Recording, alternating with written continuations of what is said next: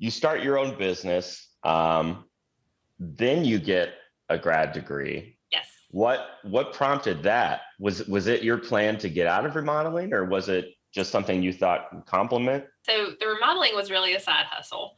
My day job, I was a corporate recruitment professional. So when I was at Lowe's, I worked in campus recruiting, recruiting college students all over the country, which was a ton of fun.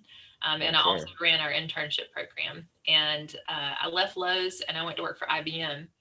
After being in that world for a long time, big corporations, there's a lot of great things about big companies, and both Lowe's and IBM are fantastic companies. But my family, particularly my dad's side of the family, has always been very community oriented, and I didn't have any time to kind of give back to the world. And it bugged me. And it bugged me that all of my time and all of my energy and all of my intelligence was being spent for a company's bottom line and Yeah. not for my community. And I didn't know how to change it without just like going all in and doing something completely different. So I decided what could be more completely different than a master's in social work. And I specifically chose social work because I knew that I wanted to be an instrument of social change, but I had been in this like white privileged bubble for so long that I didn't know what that looked like outside of that. And I needed to get back to an understanding of what the needs were in the community.